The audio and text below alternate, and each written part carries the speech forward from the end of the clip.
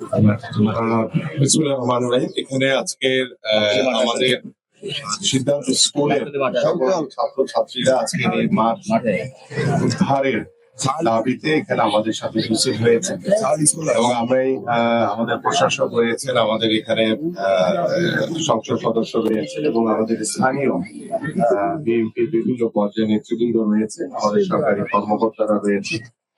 আমি যে বিষয়টি বলতে চাই যে এই মাঠে আমাদের কাজী সালাউদ্দিন থেকে শুরু করে আমি নিজেও এই মাঠে ফুটবল খেলেছি।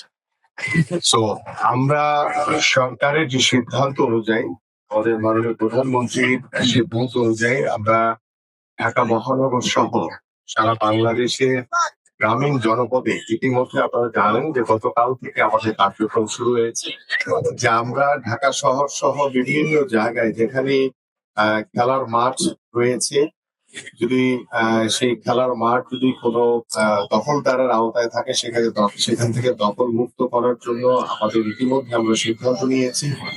পাশাপাশি আমাদের এই মাঠগুলো যাতে আমরা খেলার উপযোগী করে প্রত্যেকটি এলাকার জনসাধারণ এবং আমাদের ভবিষ্যৎ প্রজন্ম তরুণদের জন্য যাতে খেলার মাঠ উপযোগী করে দিতে পারি সেই বিষয়েও আমাদের ইতিমধ্যে সিদ্ধান্ত হয়েছে।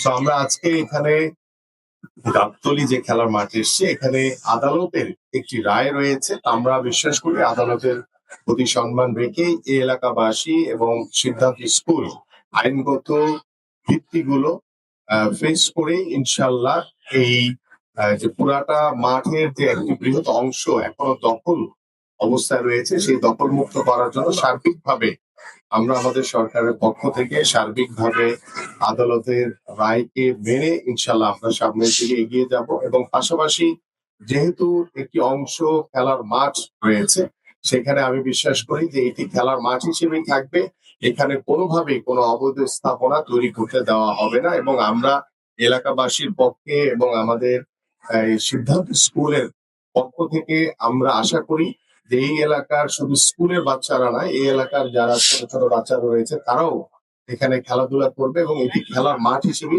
ব্যবহৃত হবে ইনশাআল্লাহ।